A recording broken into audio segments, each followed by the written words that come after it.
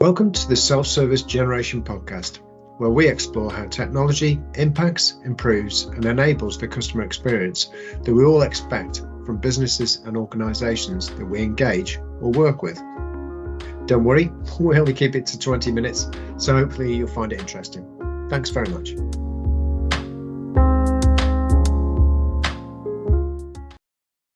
So, hello everybody, and welcome to our first episode in the Self-Service Generation podcasts. I'm here with Gavin. How are you doing, Gavin? You all right? Yeah, good. I'm excited to get started. Yeah, all right. Yeah, well, I think it's going to be nice to get this as a looking at it from a couple of different sides. We obviously work for different businesses, but we've got some commonality, and it'd be quite good to do that. So you're feeling good today? You're feeling chipper and everything like that? Always. I think although it's freezing outside, I'm quite enjoying the blue skies. So at least that's something. Yeah. Freezing's all right. Freezing's okay if there's no ice on the roads. Yes, But true. yeah, I've had a bit of an incident today where I fell off my bike again. I've not bust my knee, but I scraped my knee up, so I've got bandages all over my knee at the moment, stopping it bleeding onto my clothes. I mean, I went to the gym this morning. It's supposed to be good for you doing the gym thing, but not if you keep falling off your bike on the way back from the gym. I think it's a sign. Bad. I think it's a sign that exercise might actually be bad for you. Do you think? Yeah, I'm feeling a little bit like that this morning. I thought I was doing all right. I thought I was doing good things. And no, I was like, oh no, I've scraped my knee off again. Never mind. Anyway, you don't want the gory details. I have some, but you don't want them. Oh dear. Again, we're kind of just setting the scene today, I suppose, of what we're going to be talking about through the podcast. Self-service is a massively wide subject, and I suppose really what we're trying to do is go, well, does everybody understand what that is, or what does it mean to us and other people, really? I mean, what's your take on that, Gavin? Yeah, for me, I think it's a changing and it's quite a broad range subject, like you said. I think there's big opportunities from a technology point of view to really improve that relationship with businesses and the customer business and their team. And for me, it's about empowering people to be able to help themselves pretty much. So whether they are customers who are looking to try and utilize a service, so we've seen it with things like self-checkouts, or whether it's people who are working within an organization to allowing them to do their jobs better and more efficiently, and allow them to manage that relationship themselves rather than always being almost reducing those barriers to entry, I think. Yeah. I suppose the thing is there's a lot of, you can have negative and positive press about self-service as well, as we all know, but the impact to business is dramatic. And a lot of people, I feel, want self-service when it suits them to have it.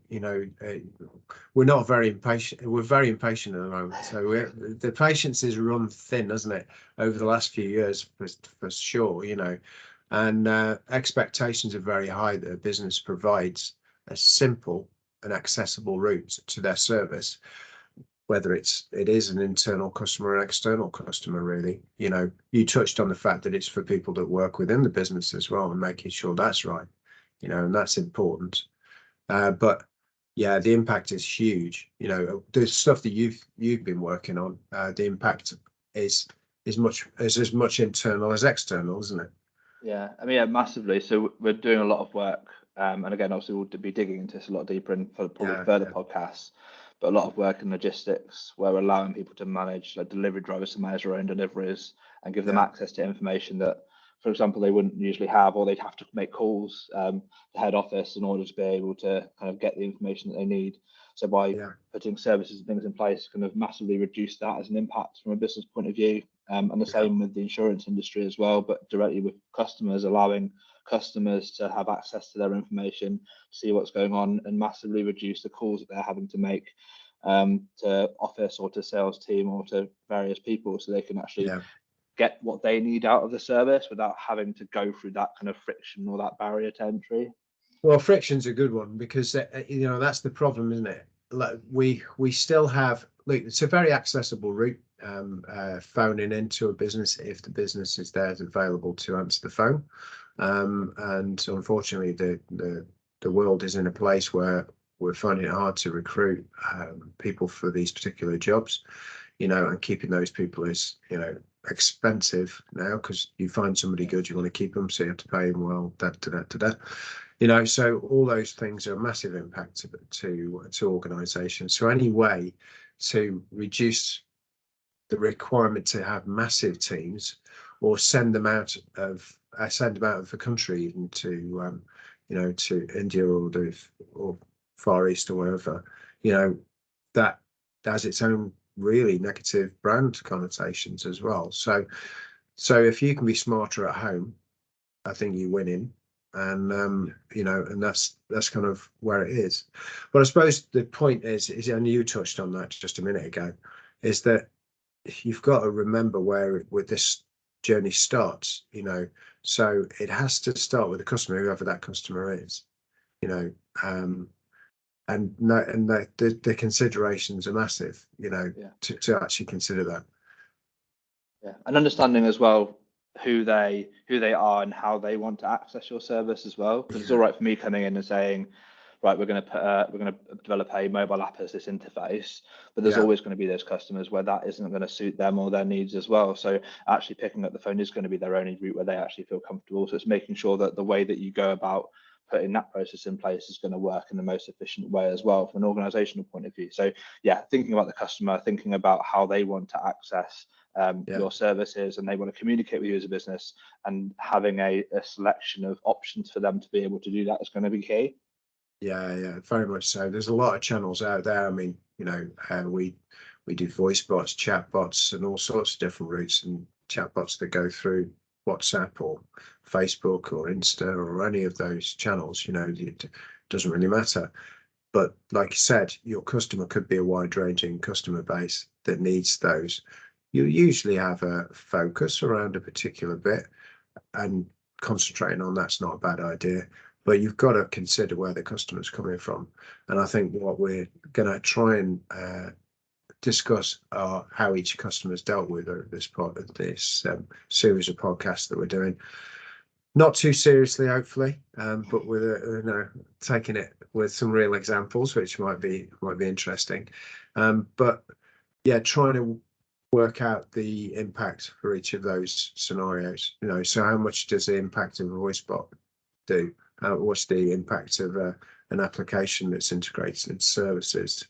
What is that? In real terms, taking real case studies and talking through those things. Where we need to be considering that stuff. It's all available now.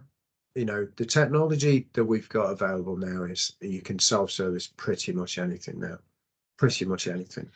And it is growing and improving, and the more we're starting to see with new services come into play as well, access to the technology is developing and making it easier, but also with the ease of access for some people as well means that technology will also develop as well as the wider market gets access to those bits of technology. The more people will be investing in making improvements, which means for companies like us who utilize that technology to improve experiences for businesses and improve the way they're working, it means that there's almost like a tidal wave of progression in that technology, which means that we can better help those businesses to succeed in whether it's improving that customer experience or whether it's driving the efficiencies in the business. Well, look, the thing is, as far as I can see, this isn't new. All this isn't new. It's technology is available, and I think that's the point now. Is it's proven technology. Most systems now inside a business are interoperable with the APIs. They're usually API first built services. So it means that we can talk to any part of a business. Normally, there's very few legacy systems out there without that capability. And that means then you can pretty much build any customer service on that. But if you don't, and you neglect that part of it, the risk is huge. You only need somebody that's a bit faster moving and a bit more dynamic in your space. And they're either going to drag people away from you if it's an internal change, because they're going, oh, I'm just fed up of doing this now. It's not for me. I went and spoke to these guys over here, and wow, they're just light years ahead. That type of thing. Or it's going to be customers migrating because they go, oh, let's do this insurance company. I get dynamic quotes and this, that, and the other, and they're all personalized to me, and it's this, and I don't have to wait on the phone. We had a big conversation with a big insurer, one of the main insurers that everybody would know, but I'm not going to name them. But they were talking about the cancellation journey in insurance. Now, you'd think, well, okay, cancellation journey, where's the money benefit in that? Where's the cost benefit? Well, their process was that actually people had to phone to cancel, with an expectation of the fact that they were going to try and save them. Yeah. But they actually really did drill down to it, and they weren't going to save them at all. The contact centers and stuff were being very optimistic and anecdotal and saying, oh no, we do quite well when somebody phones in and they're cancelling. We can usually turn them around. But actually it worked out that they were only turning around something like 3%. Wow. When it was actually analysed. Really properly analysed. And so you just go, well, that's expensive, And you could probably, if you can convince somebody, say, I don't know, voice bot in the way, and they stop, just ask a few questions, go, you already sorted alternative insurance out? Yes, I have. Okay, no problem. We'll cancel it for you. It's done. Thanks very much. Maybe we'll see you next time. Yeah. What is the problem? What is the purpose of that call? Are they calling because they've already got something in place, or are they calling because they want to negotiate the That's price? right. And there's still an opportunity. So understanding that customer. Is it a cancellation or is it actually a renewal conversation? And those things we can get that out automatically, and then. But if you are just wanting to cancel because you've got your insurance over here and your old one is there, then that whole process, one, is pointless because there's nothing you can do. But remember that insurance is transient. People move around much more than they used to. The retention in some sectors is better. So we have experience with pet, and pet's not bad for retention. You normally say we're saying pet insurance. But motor, for instance, is, just whichever's the cheapest this year or for what you're going to get is pretty much what you're going to do, providing they haven't annoyed the hell out of you last time you were insured with them. But that's the beauty. That's the thing, isn't it? Ultimately, because they've made it so difficult to cancel or switch. Other providers have come in to be like, look, if you're not going to make this easy, we'll be the provider that make it easy for people. So that there's these private providers that have come in that have filled that gap those businesses haven't been able to really do. So they've come in to make it easy for them to find a better price. And it's the main thing we're talking about here is ultimately access to information. That's one of the main things. Is, and if they've got easy access to information is the main thing. It's the intersection between people and information where the really powerful thing is here, and allowing people to be able to take action. Yeah, no, very much so. Look, the thing is, it's a broad subject. There's so many applications of making the customer experience easier. That I suppose that's why we've got a podcast for it. That's the whole point, actually. And I know we can bang on all day about this. We really can. Unfortunately for everybody on the podcast at the moment listening, we can carry on all day. But I think the key message is this has got to be looked at, every part of the customer journey from the customer's perspective. Not from the business's perspective initially, from the customer's expectation, because you still need to win them back at some other point, or you need to treat them well to keep them. And those things are so important now. That's it, really. Yeah. I mean, ultimately, we won't be in business unless we're able to meet business objectives one way or another. But ultimately the only way we can do that and meet those business objectives really is by understanding where the problem lies, where the challenges are, and that's what 100% comes to that's where the customer is. What they're challenging, why is there a friction, why is there a problem there at the moment, and what can we do to remedy that, to make sure the business is able to keep the customer happy. Or if they're not, you're right, not keep that customer. If that's make sure we're not wasting business time, business hours trying to do something which is going to be impossible.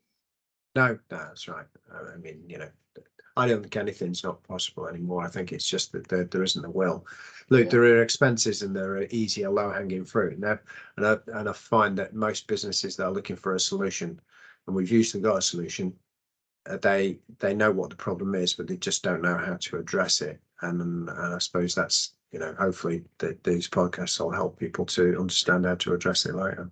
And it'd be definitely interesting to understand where other businesses are, kind of what areas they're looking at, I think, as well. I'd be interested to hear kind of, are there areas where they're looking to explore, where they're looking to potentially where they can kind of provide self-service, or they're looking at areas they need help with as well. Yeah, no, absolutely. All right, well, look, thanks, Gavin, and I hope everybody enjoyed that. We'll be looking at some more specific subjects as the podcast goes on, but that kind of set the scene about where we're talking about, what we're thinking of, and hopefully that's kind of started us off on the road of thinking about self-service, because it's a big old subject and everybody needs it, and it's here to stay. It's a thing, so can't be ignored. Thanks, Gavin. I'll speak to you next time. Yeah, speak to you next time. Cheers.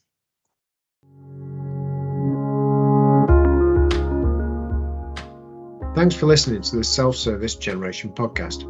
We hope you enjoyed it and found it interesting. Look out for more in the series where we take deep dives around specific challenges in this space. Until next time.